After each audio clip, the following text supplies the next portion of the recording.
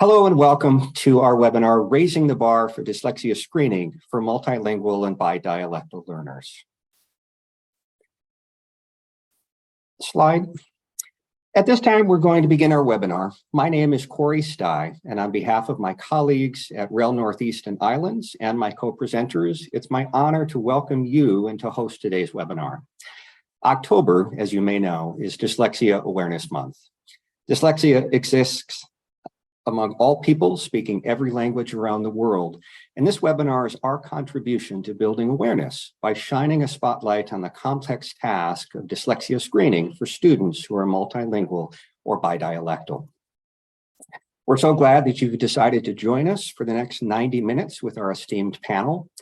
We encourage those of you participating live in today's webinar to engage in the chat window with the panel and each other.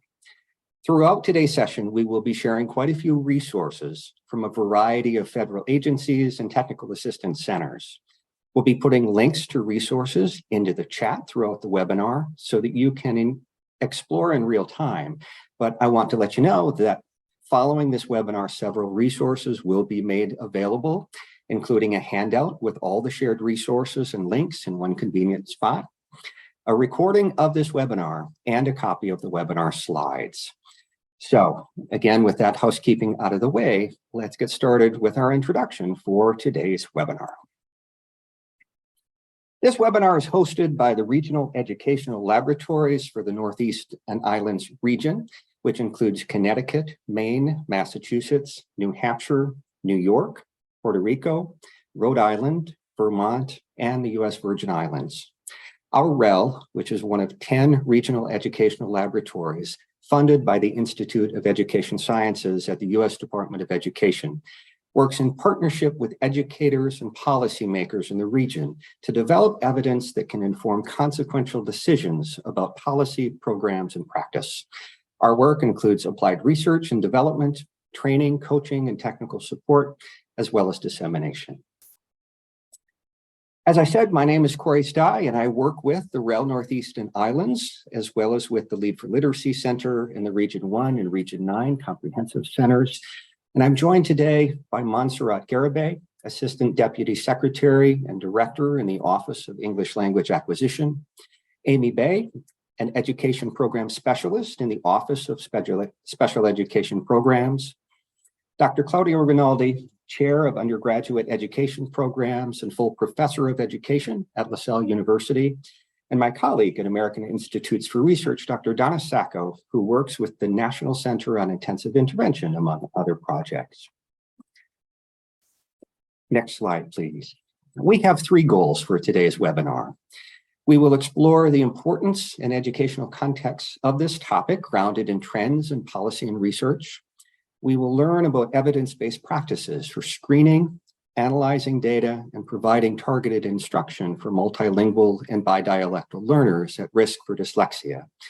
And throughout, we'll discover relevant resources related to this topic.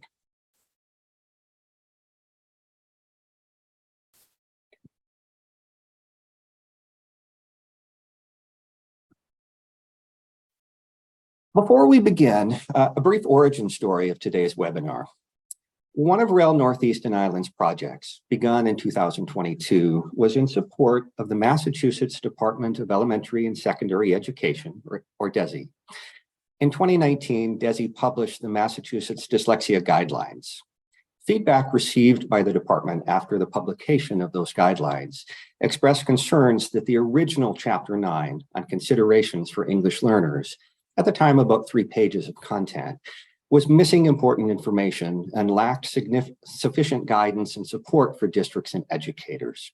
Working in partnership with DESE, REL Northeast and Islands led a revision of the chapter with goals for improving the framing of the chapter to use more asset-based frameworks and language, improving guidance for screening multilingual and bidialectal learners for dyslexia, and providing additional guidance to support educators in providing evidence-based practices to support these learners. The revised chapter was just released this month, and the link is being provided to you.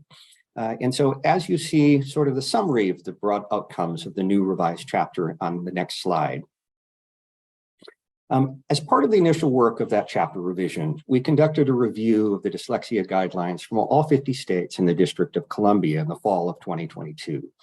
The scan revealed that nearly half of states either did not have at the time dyslexia guides or had guides with little or no mention of students qualifying for English learner supports or who were multilingual. None of the guides mentioned bidialectal learners. This webinar was conceived as one way to share resources and build awareness across the country. This updated chapter is offered as just one resource among many today that can support and expand on the content being provided in the webinar. A quick disclaimer, none of this content is intended to set official guidance, rules, or reflects any endorsement by any of the participating entities of any of the resources provided by the panel of presenters today. Where appropriate, official guidance is referenced and linked within slides. When professionals work hard on resources like the many that we're sharing today on this important topic, you can't help but want to get the word out. And so in that spirit, we're excited to fill your toolkit of resources for learning and implementing local practices for dyslexia screening today. Finally, last slide for me, a few words about a few words before we begin. Within the chapter in today's discussion, multilingual learner is used to identify any students who know or are learning two or more languages. Bidialectal learner is used to identify students who speak two dialects of the same language. While we use these inclusive and asset-based terms most frequently, English learner will be used appropriately to identify students with English learner status as qualified under ESSA, as well as when citing findings in research that report data on students with EL status. So with our introductions complete, it's my pleasure to turn the mic over to our first presenter, Ms. Montserrat Garibay from the Office of English Language Acquisition. Montserrat. Thank you, Corey. Buenas tardes, good afternoon, everyone. It's a pleasure to be here and to be part of this wonderful panel and also to share this important information with you. Again, my name is Montserrat Garibay, and I'm the Assistant Deputy Secretary with the Office of English Language Acquisition. So let's get started. Next. On January 24th, Dr. Miguel Cardona announced the department's Raise the Bar, Lead the World initiative, which includes focusing in three important areas. Number one, achieving academic excellence, boldly improving learning conditions, and creating pathways for global engagement. And Dr. Cardona encourages all of us to foster a new multilingual generation of Americans strengthened by their indirect identities, supported in their education, and prepared to lead our country and around the world. Next. So today, I want to share with you the focus of the priority that the Office of English Language Acquisition is focusing on, which is to provide every student with a pathway to multilingualism. And Dr.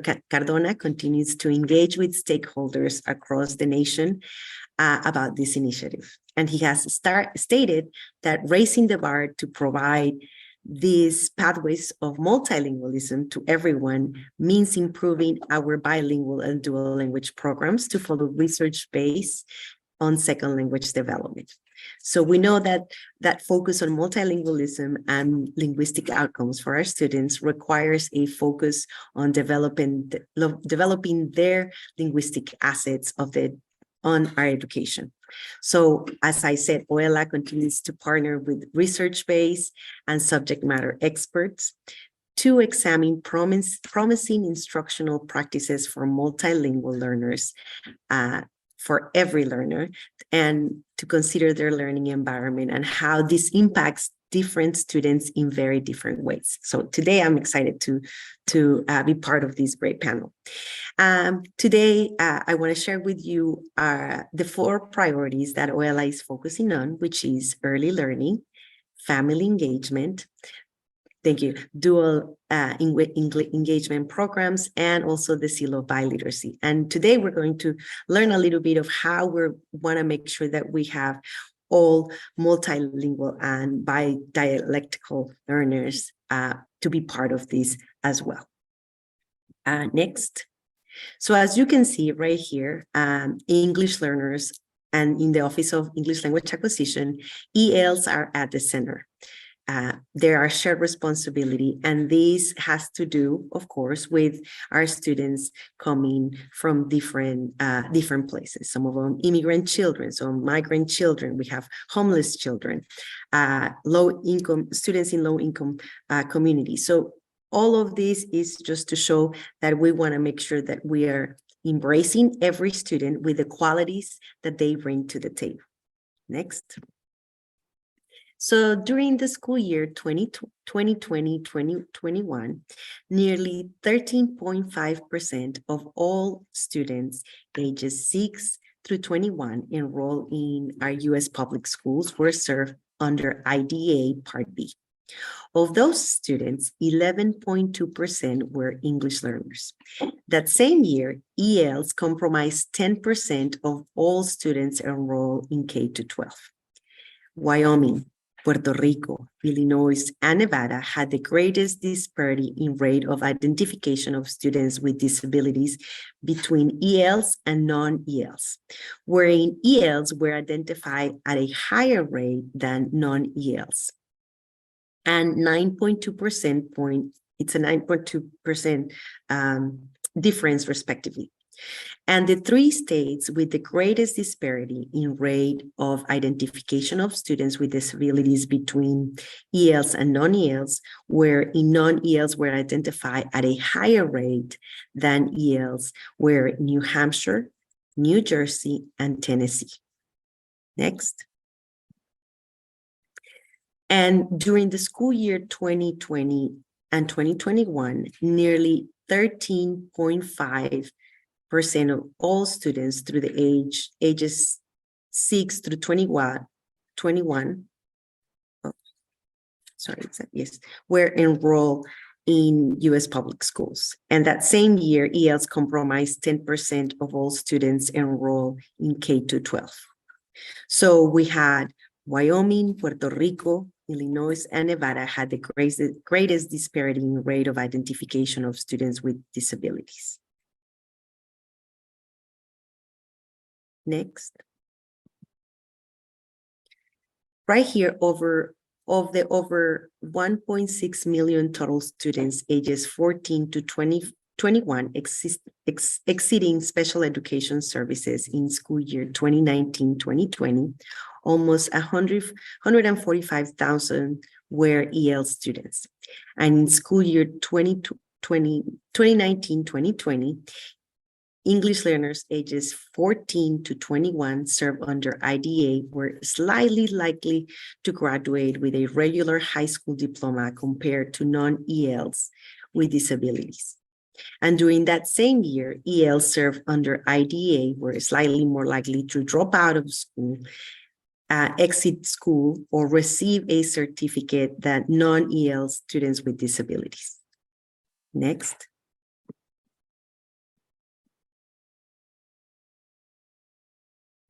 So SEAs can provide resources or guidance to support local educational agencies in identifying and serving ELs with disabilities.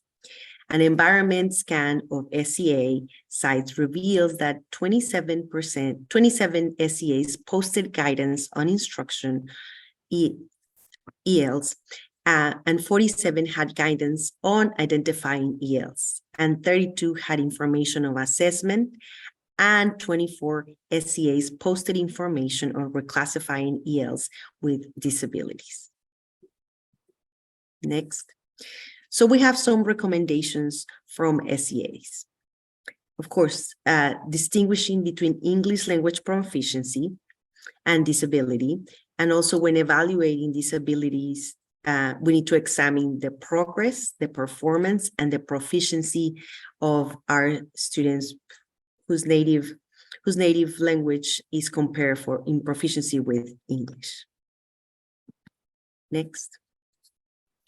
Also, a synthesis of the SEA's recommendations for services and instruction for ELs with disabilities find that LEAs should distinguish between ELEP and disability by looking at the ELs progress compared to peers with similar backgrounds and ELP levels by investigating English learners' academic, social, and functional performance, and by measuring English learners' proficiency in their native language.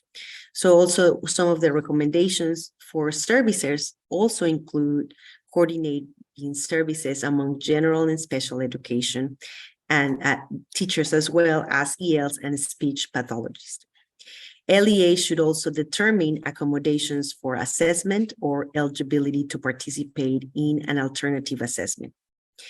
Additionally, IEPs must ensure facilitation of meaningful access to the same content and standards as their peers, and that it should be given the opportunity to demonstrate knowledge in an alternative manner, and that these accommodations are informed by the construct of their measures. Next. In addition, the Office of English Language Acquisition also provides the National Development Grants. And I want to highlight these three grantees, which are making big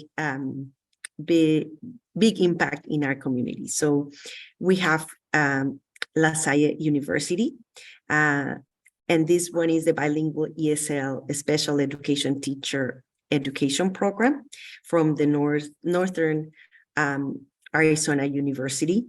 And we also have the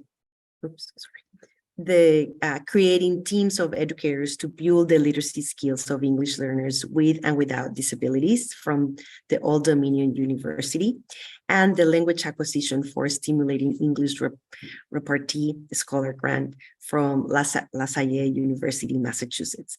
And we will be sharing the link so you can learn a little bit more of these wonderful grantees and the work that they are doing in our nation, and how we are able to elevate that work as well. And one of the things that I do want to share about the LASER Scholar is that it's designed to improve the instruction of English learners with disabilities and their academic difficulties through the professional development delivered to pre-service scholars.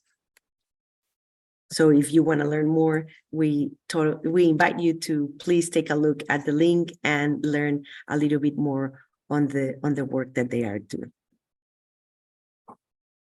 Next. Some of the resources that we have coming up for OELA, we have a new infographic on the ELSWD in production, and the resources that we have within ENSELA are, I always say, the best kept secret in the department, and we hope that you can also learn more and share them as well. And next, and our National Clearinghouse for EL Acquisition Resources, it collects and it coordinates and conveys a broad range of research and resources in support of an inclusive approach to very high quality education for ELs. And also our ENSELA website is the repository for the past and present ENSELA Nexus newsletters, fact sheets, biennial reports, our English language toolkit. And we also have our resource library, which has a database of over 25,000 items, which includes research, articles, literature reviews, reports, classroom materials, and curricula. And we hope that you can share these resources as well. Thank you. Next, I pass it to my colleague, Amy Bay.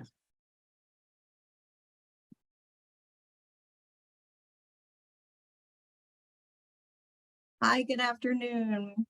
My name is Amy Bay, and I work for the U.S. Department of Education's Office of Special Education. And I'm going to spend just a few minutes sharing pertinent data and highlighting resources available to support working with multilingual students with disabilities. Next slide, please.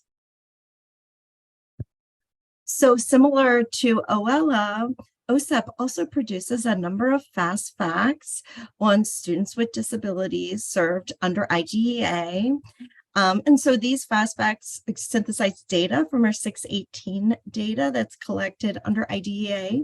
And one of those fast facts, which I'm going to share some slides with you today, is on students with disabilities who are English learners served under IDEA Part B.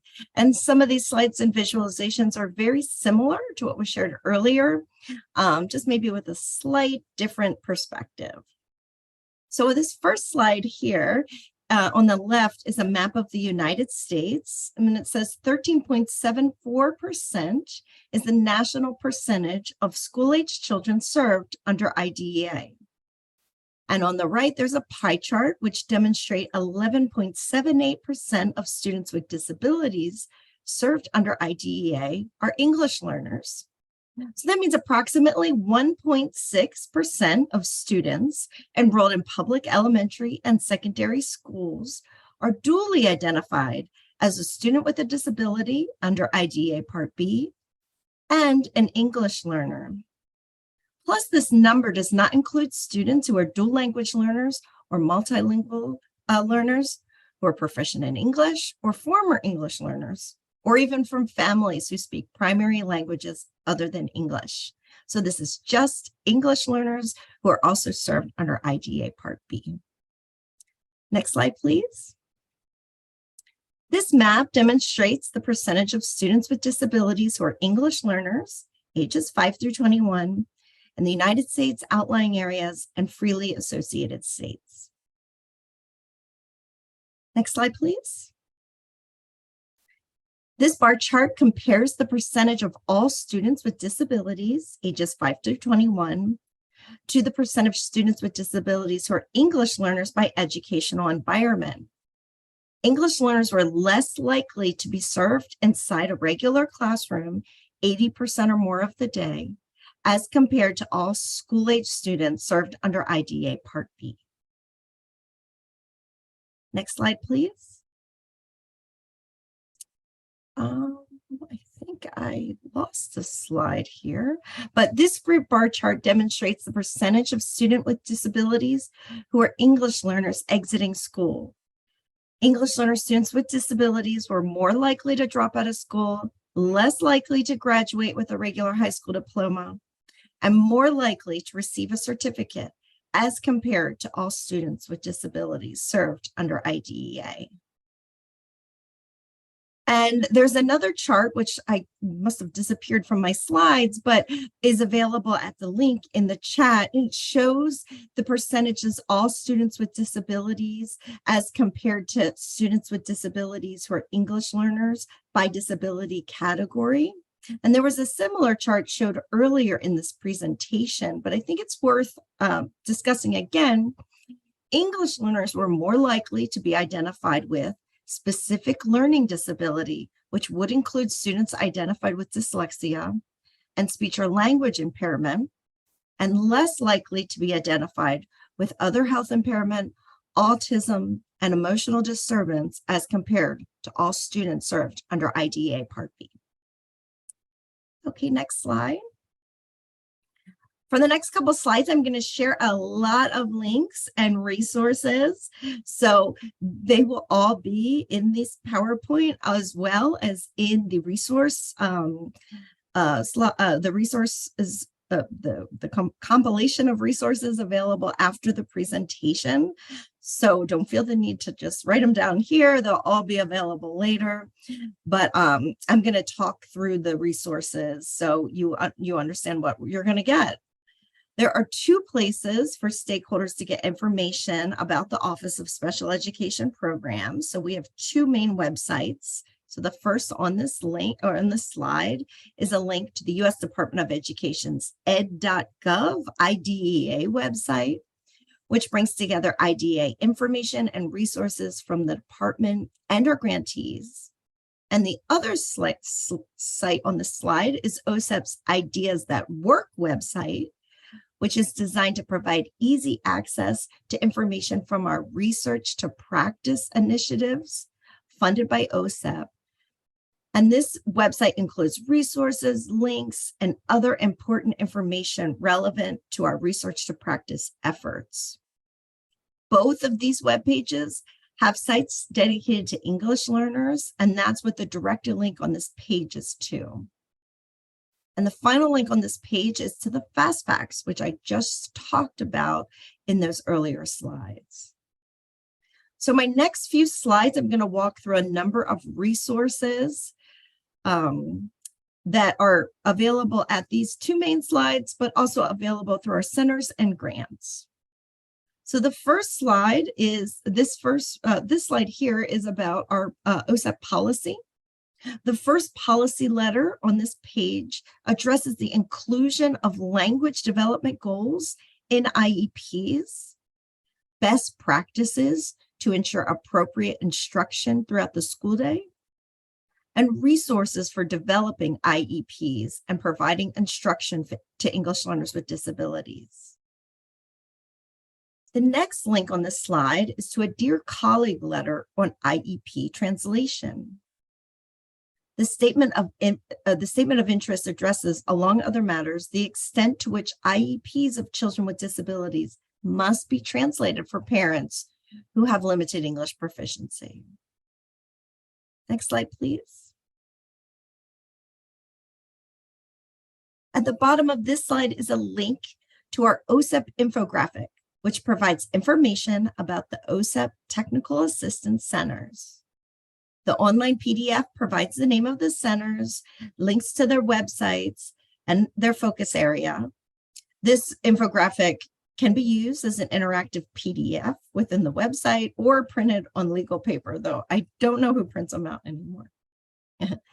OSEP funds discretionary projects under Part D of IDEA, including state personnel development grants, personnel development, technical assistance and dissemination grants, technology grants, and parent training and information center.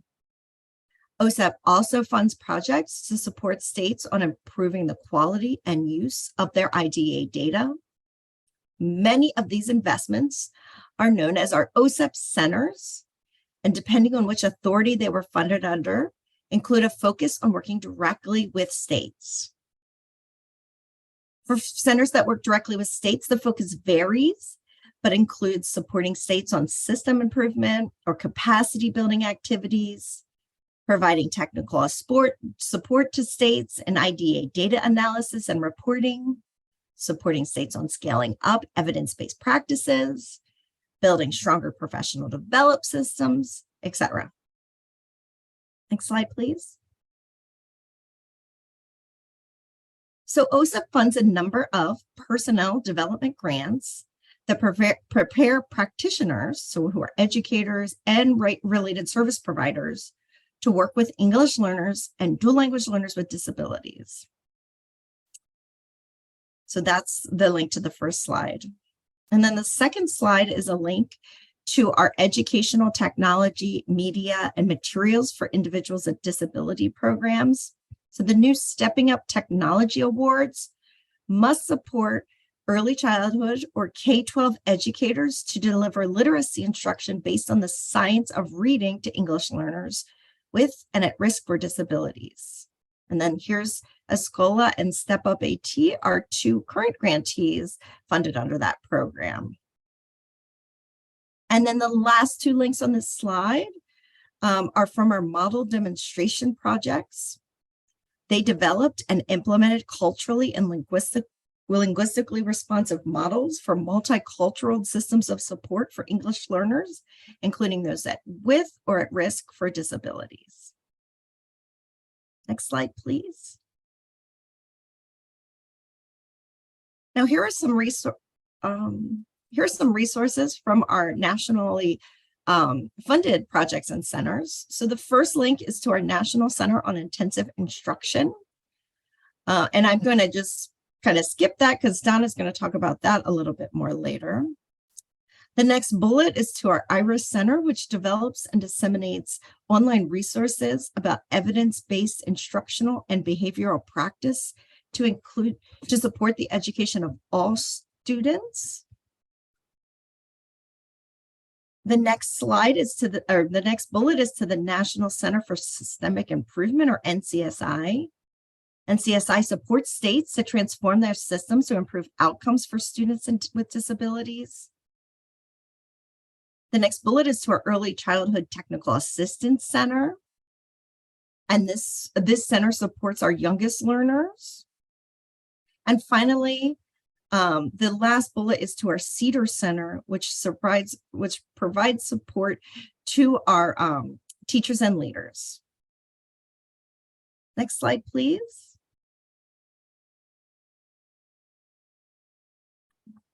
There are a number of key guidance documents available in Spanish. And so this slide lists a few recent ones, including our Dear Colleague letter on the discipline provisions. What else is on this slide? The positive approaches to supporting children with disabilities stakeholder guide, and then questions and answers on the discipline provisions. And then the next slide has a few other key resources that are in Spanish. And these include our OSEP IDA glossary, which is also available in Korean. There are Part C eligibility resources, and a number of other resources that are available through our centers in other languages. Okay, great. Next slide. And these are the resources in Spanish that I just mentioned. Thank you. I think I jumped ahead. Next slide, please. All right, great. Well, I'm going to turn it over to the highlight, the main presenters for our session, who are going to talk about gathering and interpreting screening and other data for multilingual and bidialectal learners. Thank you so much. Amy and Monserrat, thank you so much for the wealth of information. I'm so happy to be here with Donna. We're going to be talking about gathering and screening, interpreting screening information and other data for multilingual and bidialectal learners. And we're going to do that by looking at a research model of multi-tier system of support. This supports a lot of the research happening on the project demonstration programs that Amy just mentioned, and of course the research around what a multi-tier system of support can do as a preventive structure for providing supports for all students, including our English learners with and without disabilities. Next slide. So grounding again very quickly, because I think we've all seen this figure.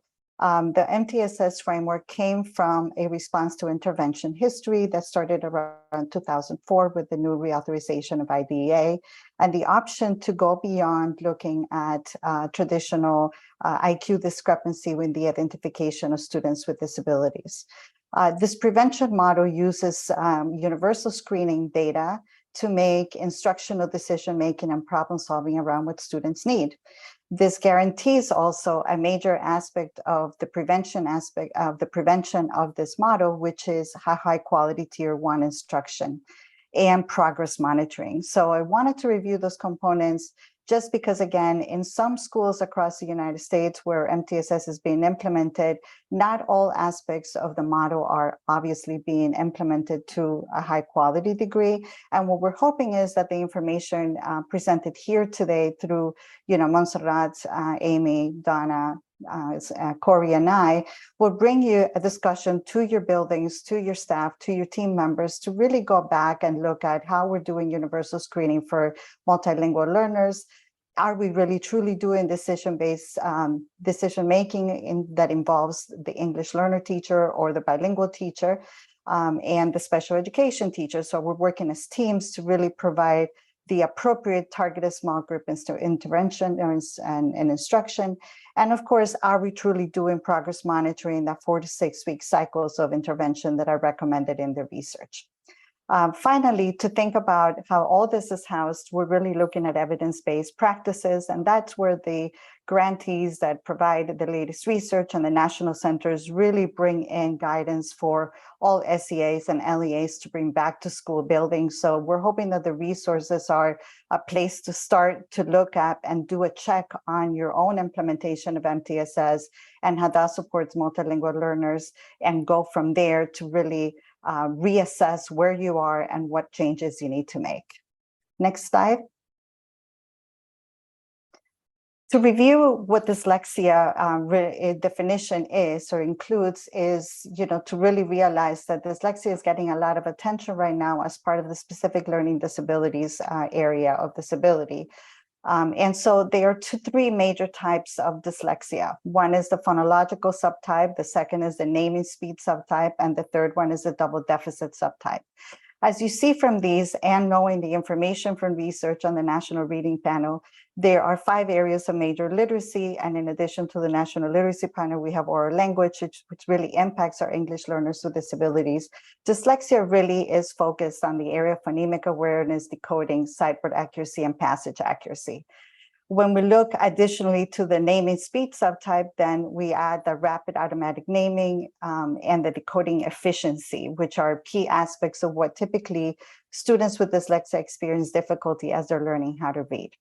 And of course, some students would have both. Now, what's really important to notice here is what Corey said, that dyslexia or specific learning disabilities falls across all categories of children in every language. So really thinking about looking at these 2 particular areas and guidance that is provided around it, recommendations to kind of think about are really important that we focus on what information from our universal screeners of MTSS are giving us in terms of phonemic awareness, decoding accuracy, sight word, rapid naming, in terms of then using that data to make instructional decisions. Next slide. Just to remind us of what a specific learning disability and how it goes beyond dyslexia, it is a disorder in one of the basic psychological processes involved in understanding and in using language. And I think the part in using language is really key for multilingual learners, because oral language is an area that we need to look at and to think about in terms of intervention. So it is spoken or written, and of course it manifests in the imperfect ability to listen, think, speak, read, write, and spell, or do mathematical calculations. So this includes perceptual disabilities, brain injuries, mandibular brain dysfunction, and developmental aphasia in addition to dyslexia. So when you're looking at the students and whether this is a problem with dyslexia, I think it's really important to just go back to this definition and think about what other areas of need the child may have and really identify where it's happening in those particular areas of the learning to read process or learning to do math process, so that we could provide the right and support in terms of instruction at tier 1 and what accommodations and adaptations general educators can do with the coordination and collaboration of the ESL teacher, but also what interventions need to be developed so that we're not providing just a standard protocol interventions, such as having a particular program that we use for all students, but that we're really thinking about what our English learners need in those specific areas, for example, in dyslexia, on phonemic awareness, and fluency and efficiency. Next slide. So now you may be asking, okay, I got it. We reviewed this. Now let's think about how is dyslexia addressed for multilingual learners? And there's some key aspects here to think about. And what we need to think about across all tiers of instruction, tier 1, tier 2, and tier 3, is that we go back and have a conversation about, is our instruction and intervention culturally and linguistically sustaining? One of those major questions is our curriculum culturally and linguistically sustaining? Can the students really relate to the content being provided during instruction and intervention? Can they be access their vocabulary and the strategies that they need to be able to access that content at instructional and at grade level? The next aspect that should be provided across all tiers is the collaboration of those planning of those interventions with the English language development teacher, the bilingual teacher, the general educator, the interventionist, and special educator. Sometimes I think we don't realize the power of what each teacher brings in their training that is unique, and to add to the conversation of what is best for our English learners with disabilities.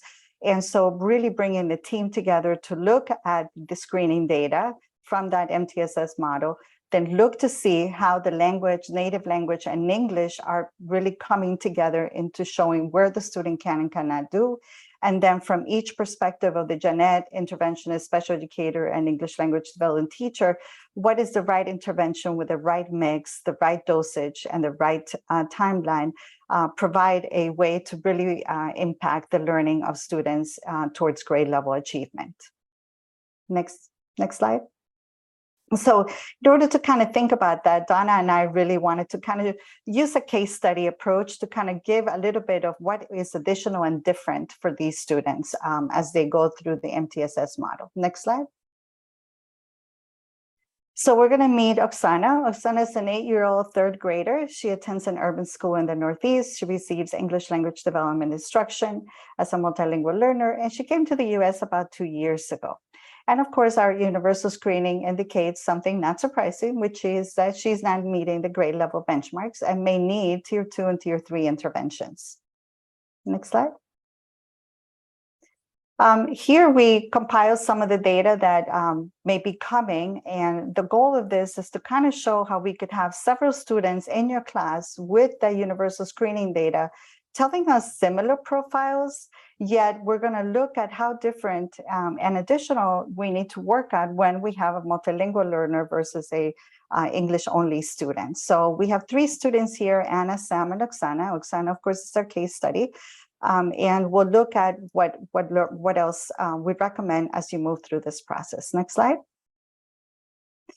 As you can see again from this data, Sam and Oksana are looking like they have pretty similar profiles. They're under in their nonsense word fluency, so that fluency piece that we talked about in dyslexia is below what their peer and the benchmark goal.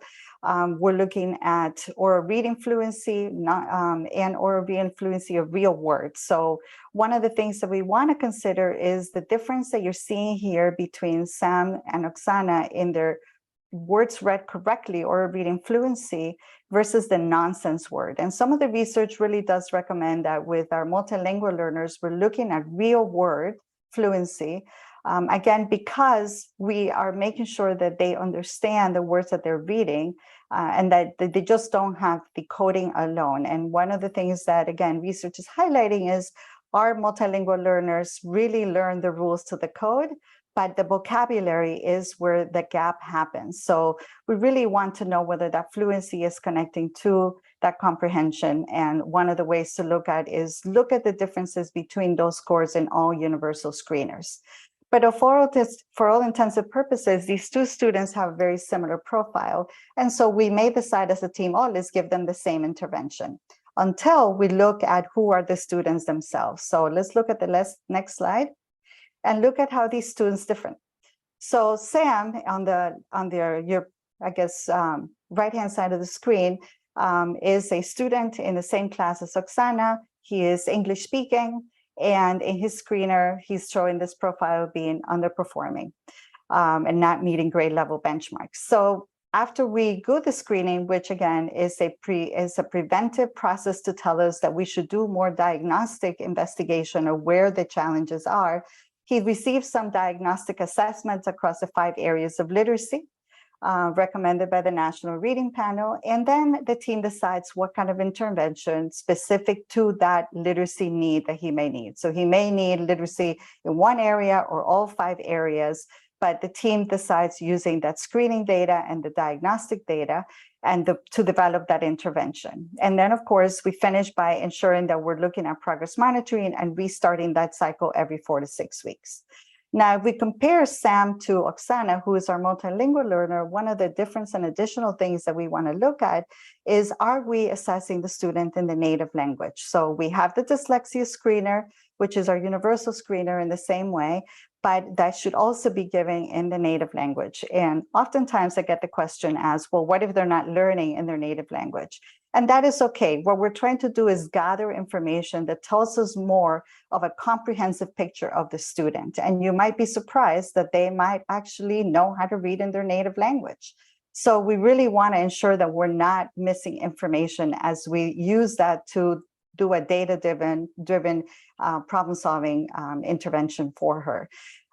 Moving from the screener, again, we want to do more diagnostic assessment in English in the native language. And what we're recommending is looking at some informal assessments.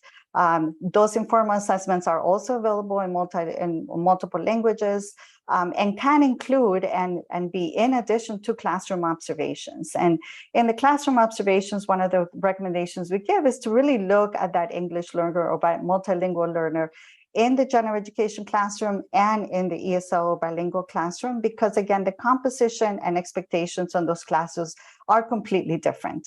They're less likely to answer questions in the general education. They're less likely to be accessing the curriculum, so they may be needing additional processing time.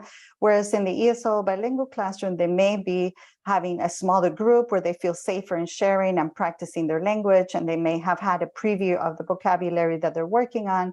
So you're more likely to see what the student is able to do. So informal assessment that gives you more discrete information about all the reading literacy areas, and classroom observations in multiple contexts are really key. The next aspect that we want to recommend additional is parent interview and true peer comparisons. And that comes from our colleague, Julie Brown, who has that project that has been posted on the website on DICE Plus. And she also has that model demonstration project. And the idea here is we want to not forget the depth of the parent interview and the power it could tell us.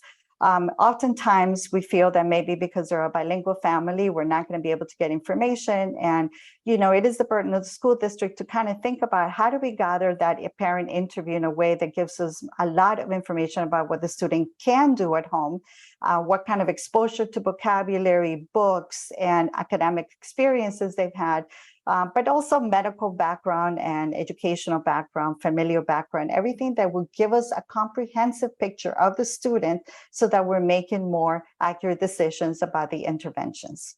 And then we move to the true peer comparison by selecting students that have similar trajectories as Oksana. So I think what's really key here is looking for a peer that may come from the same country, have been here the same years.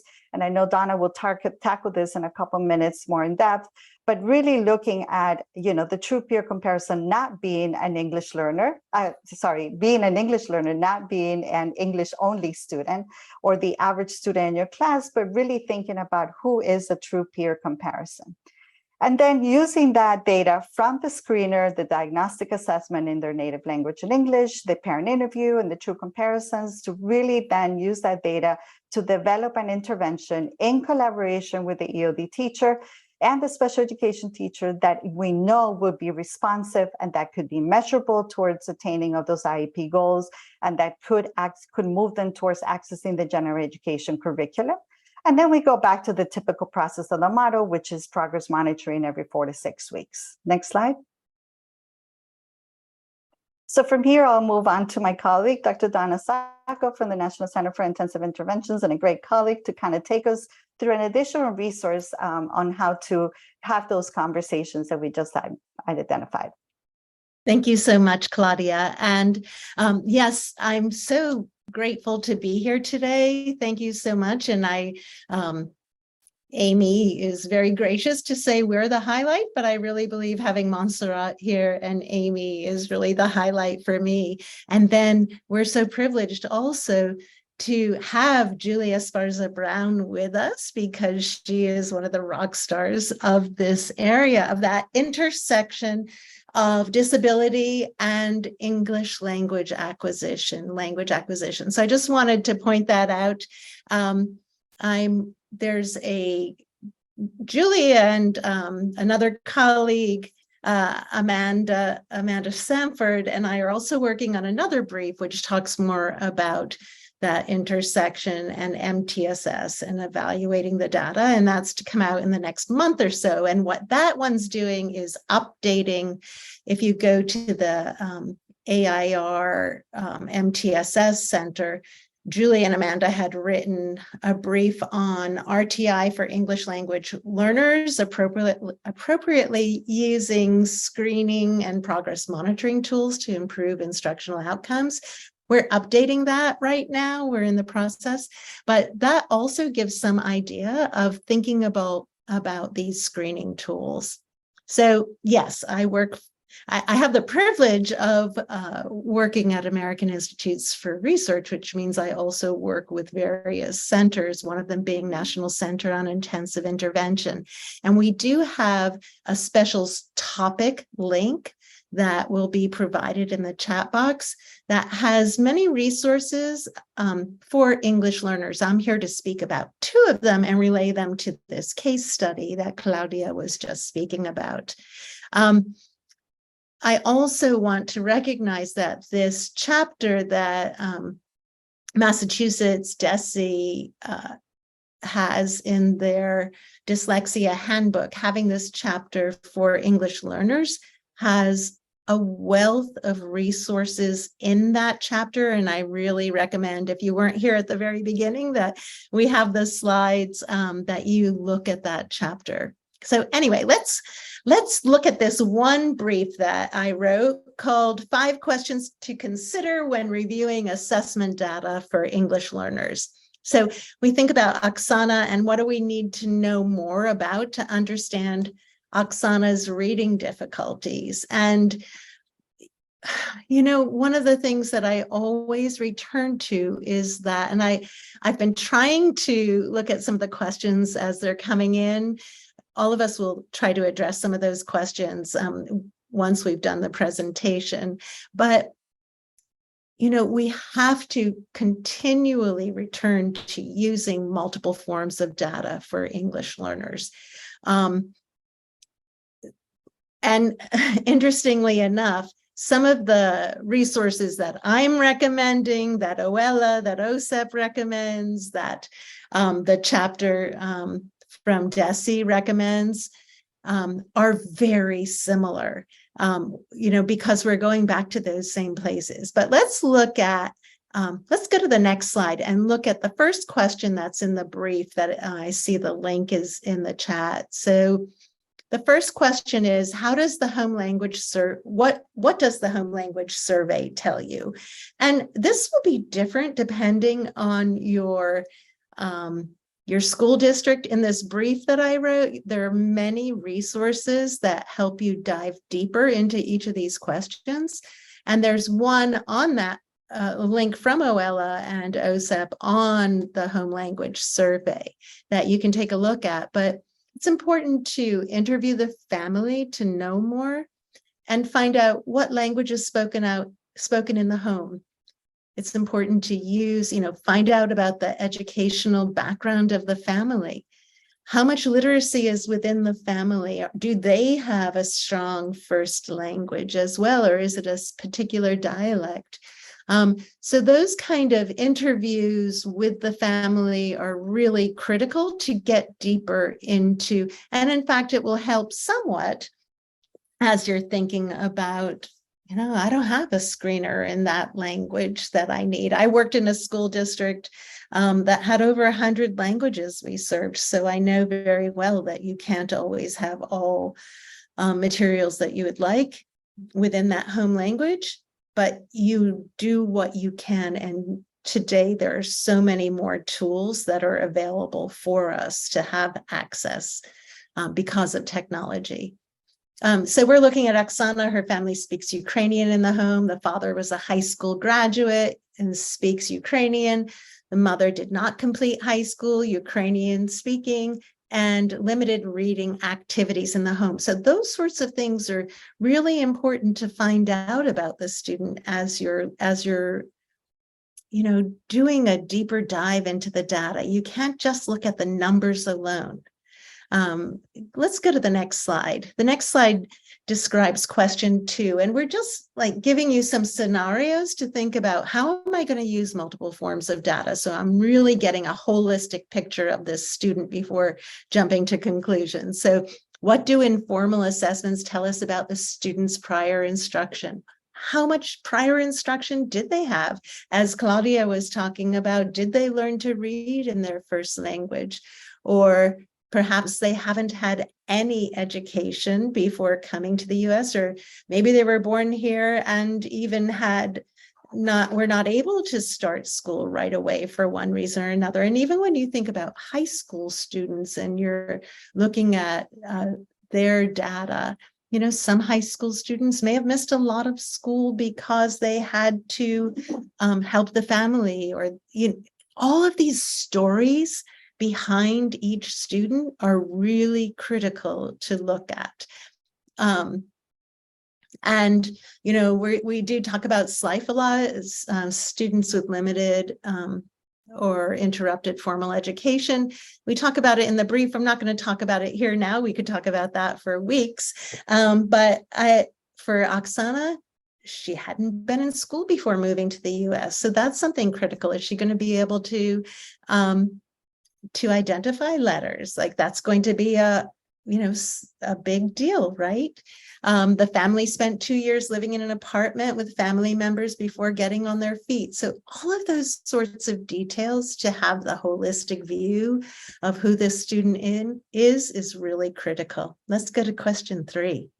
So question 3, what does the English language proficiency assessment tell us about the student's current level of language development? So let's just look at, say, Oksana's in a state that uses the WIDA access test assessment. So she has an overall score of 2, listening 2.8, speaking 2.0, reading 1.8, writing 1.5. Okay, great. You know what is really interesting? A lot of people might know the scores for the language proficiency tests. They might not, but then they might know the score, but have no idea what that score means, right? So each year, every school district in the country is required to administer a valid and reliable English language proficiency assessment to all ELs in reading, writing, listening, and speaking. And it aligns to the English language proficiency standards, but in 36 of the 50 states in the District of Columbia now use WIDA access. There are other English language proficiency assessments used in other states. I use some of the resources from WIDA because they do have you can align some of their writing in terms of interpreting scores. There's a brief that I have a link to in my brief about how do you interpret those English language proficiency scores. So those sorts of things are really important because you need to know where is the student. You can go to the next slide, actually, because we're talking more about interpreting the student's language assessment scores and using that knowledge for instruction. So we also need to know not just what are the English language scores, but how about in the language development in the first language? Would it be appropriate to use translanguaging? And again, that would be using the student, allowing the student to use their native language along with English. And to help demonstrate understanding. Again, WIDA has a great resource on translanguaging that I link to in the brief 5 questions. But we always need to think about, where is the student, and really come from a strengths base. Where is the student? What can the student do? And what's the next level in terms of language acquisition that they are building to and going to move to? And, having that kind of baseline, here they are and where are they going to, helps give you strategies for instruction so that you're sure that you're utilizing the best practices for that individual student. Question 5, you can go to the next slide, is what should we consider when selecting and using screening or progress monitoring assessments for EL? Next slide. So this is one of the trickiest things. I will tell you, at the National Center on Intensive Intervention, we have the tools chart, and you can filter for things such as, does it have disaggregated data? If you're looking up the screening tools or the progress monitoring tools, is there disaggregated data? Do we know if this tool is valid and reliable for English learners? How was the norming done? And I know I've been speaking to several assessment developers lately and talking about the difficulty of norming for English learners and getting the numbers you need in multiple languages across the country.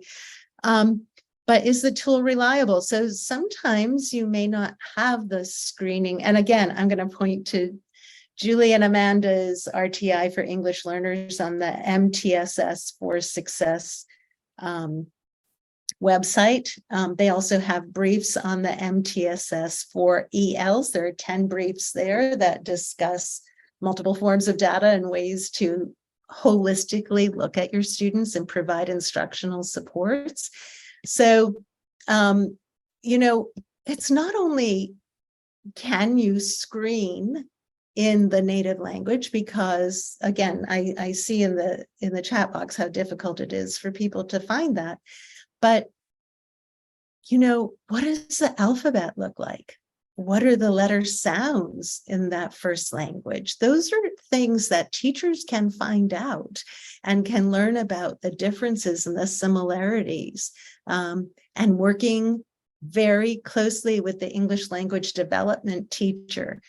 In my dream world, we all would have the skills in schools. Administrators, general educators, everyone in the schools would have the tools to understand English language acquisition, to understand tools for working with students with disabilities. So, you know, the more that we can provide the professional development that's necessary for people to understand multiple ways of using data to look at the holistic student is important. And question 5,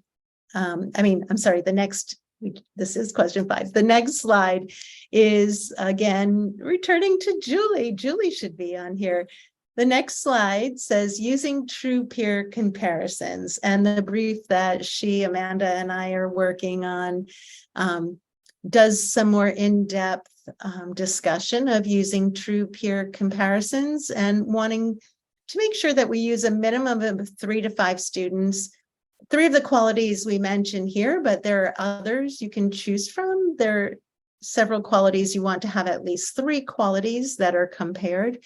But here we just use native language proficiency, English language proficiency level, and time in the current school or academic program, so that if you could find, you know, 3 to 5 students, peers with similar qualities within these levels, it helps to make that true peer comparison.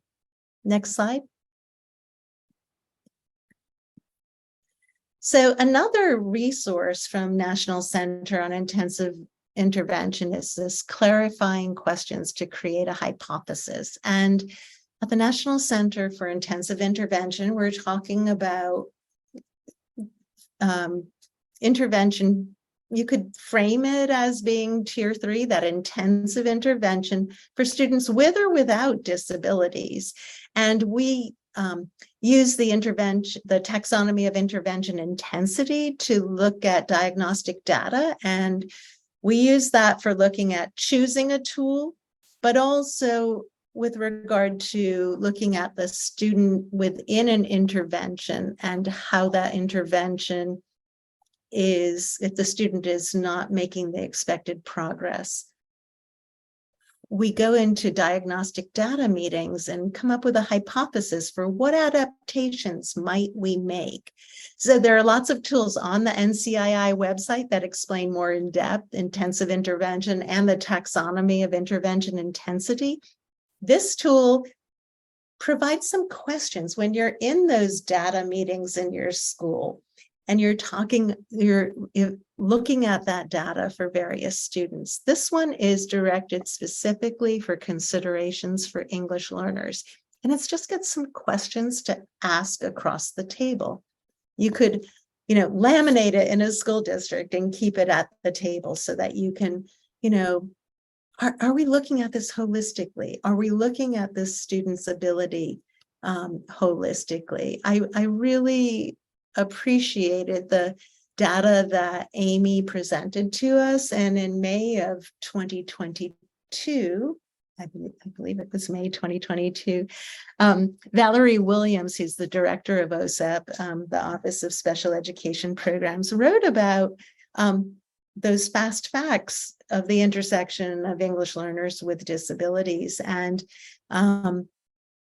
you know, how the majority, the percentage, and I don't have the numbers in front of me right now, but Amy jogged my memory of this, you know, the updates, the monthly updates that Valerie Williams provides, and knowing that the highest percentage is of students who are identified as having specific learning disability or speech and language impairment, and wanting to make sure that across the country that we're not over or under identifying students, but that we are really looking in depth and holistically. Oh, I'm getting a time note here. So I want to make sure that I'm, you know, you have these resources from us on the website. Actually, Claudia is going to come back for a minute, and maybe we can pin her. She's going to take us out with our final slide here about moving forward and what we should be thinking about. So I want to thank you so much for having us today, and I hope it's given you some thoughts. Thanks, Dana. So if we could go to the next slide. And really, this is a way to kind of close up our part on looking at what assessments and MTSS and the role of MTSS in how do we help address the needs of culturally and linguistically sustaining student or linguistic practices for multilingual students. And so we want to leave you with the research note that tier 1 is where the magic happens, and we're not really being very successful in that area. So we want you to consider how to promote a cultural linguistic sustaining practices in your discussions in tier 1, especially looking at the screening data that's coming in. And so we want you to think about, is my teaching philosophy furthering cultural linguistic sustaining thinking? Is our learning environment representative of a student, of an asset-based model? Is the curriculum in a place where students can see themselves and understand and be engaged and want to be engaged? And our instructional practices, cultural and linguistic sustaining, to engage students into ways that, you know, make sense with their funds of knowledge and what they bring despite of their culture. So have we learned enough about where they come from, their language, their belief system, their geopolitical aspects of where they come from? And again, the last one being where we talked a lot about in terms of assessment and how can we think about assessment in a culturally linguistically sustaining process as, you know, collecting a whole set of data and information about the students to look at the comprehensive picture of who the student is, what assets they bring, what challenges they still have to address, and how we could get them to access instructional level towards grade level attainment of their skills. So this concludes our section, and I'll pass it back to Corey. Again, thank you for coming today, and we hope that this provides you some really great starts to continue the conversation with your teams. Thank you so much, Claudia and Donna. The information they just presented covers several essential components of an MTSS framework. If we can go on to the next slide. This graphic from our friends at the Center on MTSS highlights critical components of the design of a multi-tiered system of support, including screening, progress monitoring, a multi-level prevention system, all applied through database decision-making.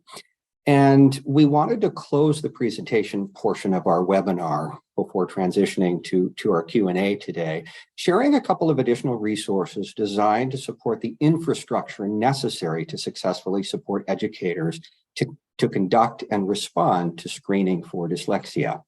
So on our next slide, we see in addition to a solid MTSS design, the second critical factor in the impact of a multi-tiered system is the successful implementation of that MTSS design. Implementation involves integration of data and instruction to maximize student achievement, and the phases of implementation shown here require the support of an effective infrastructure. So I want to spend just a couple minutes today sharing some resources that can be used to examine the systemic infrastructures and supports that districts and schools can supply in order to support a process of screening and response to screening for students at risk or with dyslexia. So as we go on our next slide, this is the first resource I'd like to share with you this afternoon. This is an extensive self-assessment rubric that schools and districts can use to evaluate the system's fidelity to the critical components of MTSS. Criteria are offered to score each of the areas that are listed here on the slide. And we're going to zoom in just for a few minutes to explore that last bullet, which is about that infrastructure and support mechanisms that schools can have in place in order to support dyslexia screening and the tiered supports that might result from it. Moving forward to the next slide, there's a great handout that the Center for MTSS has on look-fors around those particular areas of infrastructure and support that are available. And so for the sake of time, we're running a tad behind and I want to catch us up to leave some time for Q&A. I'm not going to talk through each of the bullets on this slide. This shows the first half of those structures. And then if we move to the second slide, that will show the remaining structures that are there. And these look-fors are a great opportunity to understand the kind of system of supports that educators need in order to ensure that they are set up for success, both in conducting the screening, gathering and interpreting that data, and then responding with effective instruction and intervention. So next slide. The next couple of slides in our presentation, and again, a reminder that the slide deck will be provided to all registrants as well as a recording of this presentation. Let's take a minute just to unpack 4 aspects of infrastructure, in particular leadership, effective teaming, and professional learning, as well as family and community engagement. So, next slide for instructional leaders for literacy. When we consider leadership for literacy, there are several areas that are critical for education leaders to know when supporting an effective screening system. First, leaders should know the types of assessments within a healthy literacy system and their roles, including screening and benchmarking assessments, progress monitoring assessments, and diagnostic assessments. Paired with that is understanding of how those assessments evaluate student performance and what proficient performance looks like. Leaders need to be ready to speak to the integration of multiple assessment types that provide that data. Donna and Claudia did a great job of talking about how, in particular for multilingual or bidialectal learners, we need to supplement the basic screening data that's gathered for all students in order to have a more robust understanding of the context and educational and cultural backgrounds of students to interpret that data in relation to typical language development and dyslexia. And finally, leaders and educators need to understand the confounds that may alter assessment results, such as language proficiencies, exposure and experience to native language and English, potential bias, access to high quality instruction, and all of those core questions that Donna had shared in the previous section. So as we transition to the next slide, it's important that systems have an infrastructure to support educators in implementing a screening system and responses to instruction well. That includes effective database decision-making that relies on several types of knowledge, including content area literacies, assessment literacy, and data literacy.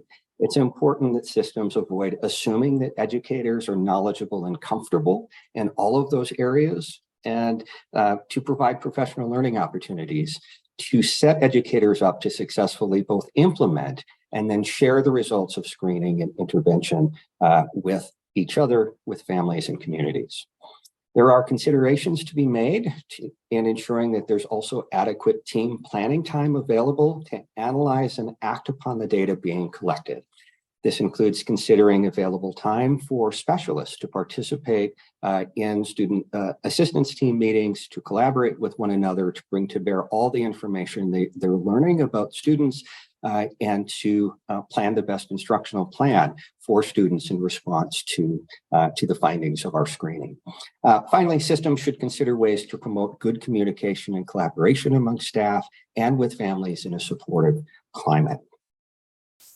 The last area I wanted to highlight today is to hit home something that's already been said a couple of times in our webinar today, and that is the importance of engaging families with the database decision process as part of screening and as part of our instruction and support to students. As touched on in our case studies, that includes engaging families with those database decisions to first include considerations for learning about students' backgrounds and history, their unique strengths, their educational needs, and their areas of concern. Second, supporting families by building their capacities to participate in supporting their students in home within their language development. And finally, communicating effectively with families in understandable ways that convey screening, diagnostic, and progress monitoring results in an understandable format, as well as involving them in co-creation or at least sharing of instructional plans, supports, or interventions, and the results that occur over time. So really want to encourage systems to think about what supports do we have in place to not only encourage, but to develop systems to engage families in productive ways and to prepare educators to do so productively. So my second to last slide here, next slide, I want to just highlight again how the resources that we've shared really go deeper into this and provide tools for you to understand your local district and school context. And so, for example, on this slide around some family engagement examples, the MTSS Fidelity of Implementation rubric has a criteria around the cultural and linguistic responsiveness indicator, which Claudia highlighted at the end of their portion today.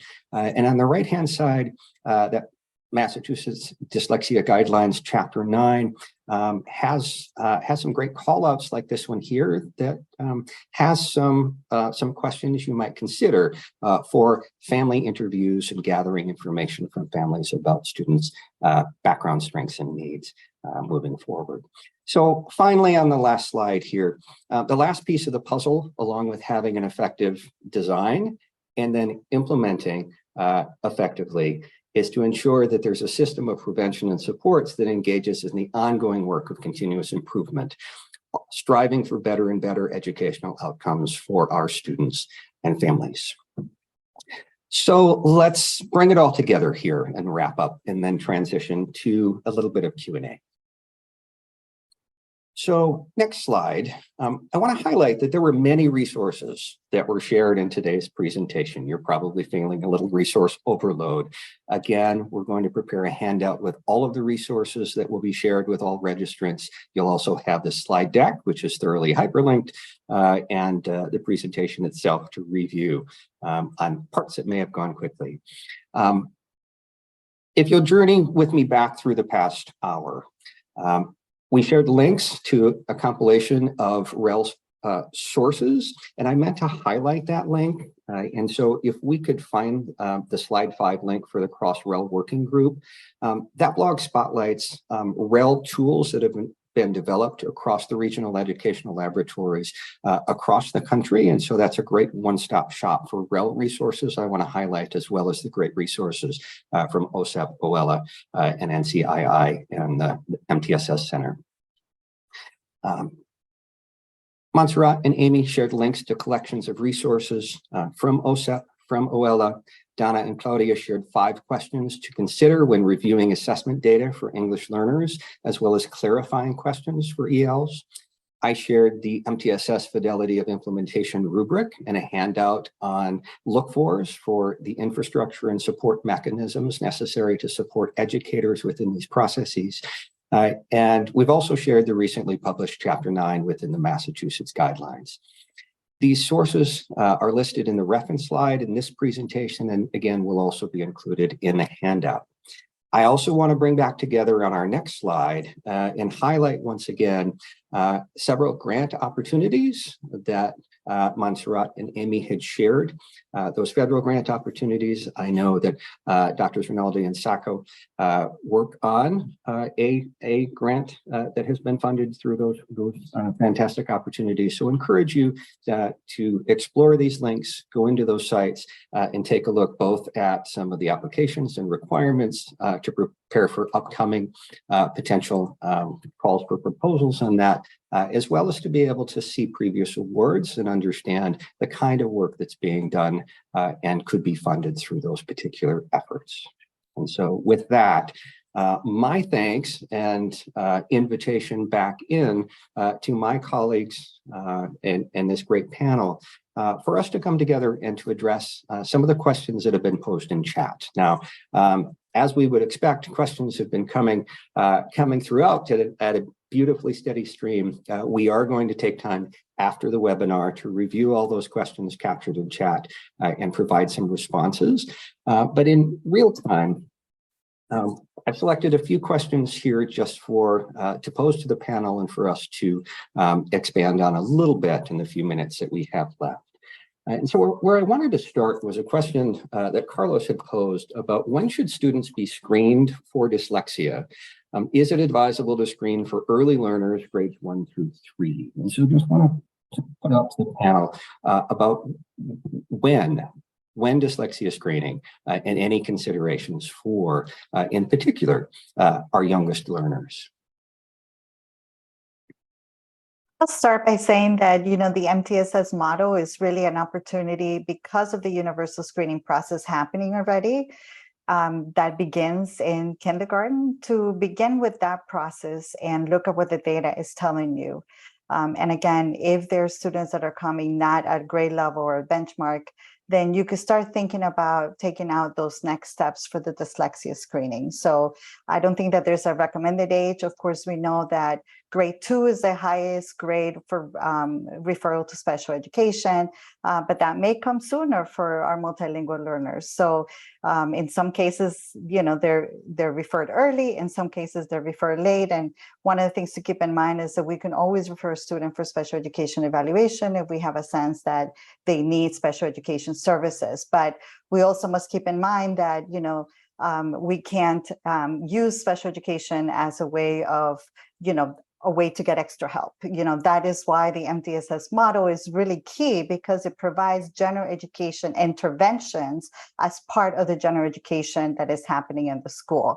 And the other aspect to keep in mind is that if we have the universal screening, we also have the access data if they are a WIDA school, whatever English language proficiency assessment the state is using or the school district is using. So now you have at least 2 pieces, and then you can engage into exploring the additional areas that we discussed in this webinar. Great, thank you, Dr. Rinaldi. Would anyone like to add to that before we go on to our next question? Great.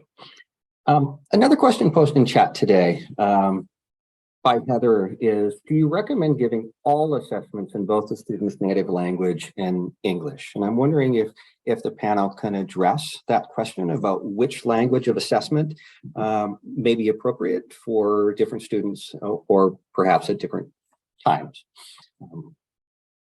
I had a general thought to some of these questions that came in about, because some seemed very specific, right? Some of the questions really seemed unique to certain populations of students, or when a student arrived, or their students' language proficiency in either language. So I think what's important really to emphasize and remember is that each student will have individual needs and individual language proficiency, whether in their native language, in their, in English, if they're learning English as a second language, So, and I think that's really, really important to keep in mind as we make these individualized decisions for each child. So what might be really appropriate for one child who came with a very high level of fluency in their native language, with a high level of competency in that language, might not be appropriate at all for a child who has a different level of proficiency in their native language or their second language. So I think that's a really hard question to answer, like one off. So I just really encourage us to think really broadly and really student specific when we try to tackle these questions. Thank you. I mean, and a great opportunity to highlight some of the resources, the 5 questions and others that really provide some of those lenses to think about the students individually and gather information to make those areas. So I think we have time for one more question. Corey, before you talk about that one more question, I just want to really quickly, I'm going to put a link, pass a link on to working with families. There's the Arlington, Virginia Public Schools through their Family Resource Center did a beautiful job of creating a telenovela. So it is Spanish language, but helping parents understand the special education process. Maybe some people can develop their own in their own school system in other languages, but I put the link in here and maybe it can be shared widely because it's just beautifully done by teachers and families. And I can't stress enough how important it is to really partner with families, whether or not you're speaking the same language. You know that it's really important to be a partner and do all you can to understand them. So you can go to the question. I just wanted to make sure that I added that. Thank you, Donna. So I'm going to tee up the question and give just a minute of thought time to our panelists as I do some wrap up here. First, I want to thank everyone for the questions you posed in chat and reiterate that we will take a look at them after the webinar and reach out with responses as we can in the intervening days or weeks following the webinar here. My question is, I'd like each panelist to think about one next step. If you could recommend, as people walk away from this webinar today, one step that you would recommend that people consider, either to further their learning and understanding or to apply what they've learned today within their systems, or a way to share this information with others. While my colleagues think through their next step, I want to point out the link that's been placed within the chat and invite all of our participants to please take a moment to take our short survey to provide feedback on the webinar today, its usefulness, its format, and any suggestions that you may have for webinars like this in the future in terms of content, format, and otherwise. We really value your feedback. And so with that, I think I'm going to call out and ask Montserrat if you might want to start us off here and share a next step that you would have in mind for our participants today. Well, first of all, thank you so much for allowing me to be part of this very special panel. I think all the information that we shared today is instrumental to the benefit to all our students. And I would just, my next steps would be for OELA to also share the resources that you're sharing in our Encela and our Nexus newsletter. So that's kind of something that I'm thinking of, some of the great things that you'll have been sharing, the telenovela in Spanish. That stuff, I think it's great. It's easy to understand. It's literally in the tip of our fingers and we're able to share. So I will definitely do that. As a teacher, I always say sharing is caring. And this is exactly what we need to do here in this wonderful webinar. Share all this information because this is exactly what our communities need. And we don't have to reinvent the wheel. We have the answers and we just need to be thoughtful and purposeful in sharing them. Thank you all so much. Thank you so much. And then Amy, any final recommendations or thoughts? Yeah, we shared a lot of information, which I can really appreciate, the information overload. So my recommendation would be to pick one of them that you really found helpful and interesting and share that one with a colleague and have a conversation about that. Because I don't want you to lose the momentum of the great thinking that I hope that is triggered here. So put it on an agenda for tomorrow and share some information with a colleague would be my recommendation. Maybe the OSEP fastbacks if you're feeling like it. Yeah. Love the shout out. Thank you, Amy. And Donna, some final takeaways for you. Oh, I want to make sure Claudia gets a chance too. She'll get a chance. Go to her. I'm going to say really quickly that, my perspective can change sometimes in a flash. Maybe I just need a little more sleep, but to keep your mind open and to think about how, I remember a professor presenting this to me, how might I be wrong or how might I be right? And allowing yourself permission to change your perspective so that you're trying to look at all sides. And that's in looking at that individual student that I think is so critical. And I'm glad that, I believe it was Amy brought us back to that point. So I'm going to pass it to Claudia. Sorry, Corey. Yeah, thanks, everybody. It's been such a pleasure. And I must say that it's something that is a recommendation on my end is really reminding ourselves that engagement in the classroom, in any classroom, whether it's one-on-one, small group, whole group, is the key. So the question is, how do you make sure they're engaged and not disengaged? So we gave you tons of resources, go through them, like everyone said. But at the end of the day is how do we ensure that you're advocating for the students to be engaged in our classroom so that we don't lose them and that they continue to grow. So there's no student that basically loses or is a long-term ELL, but that we're really showing growth over time. And that is each of our responsibilities. So part is learning more, applying more, sharing more, and that advocacy can only happen with you making that move. I also just want to thank everybody, and particularly Montserrat, which began her webinar by saying buenas tardes. And I made me realize I've never been in a webinar where somebody acknowledged my native language. And it just made me feel really special that we are really acknowledging multilingualism as an asset. And this is part of doing it. And maybe that's what our students need too on a daily basis. Thank you. Thank you, Claudia. I just want to wrap up by thanking again my panelists for leaning in and to encourage our participants to do what we've done here. We know we don't know what we don't know, and there's always more to learn, and there are always additional perspectives. And I have valued this experience of getting to work with our colleagues across the various technical assistance centers and offices federally, and you too.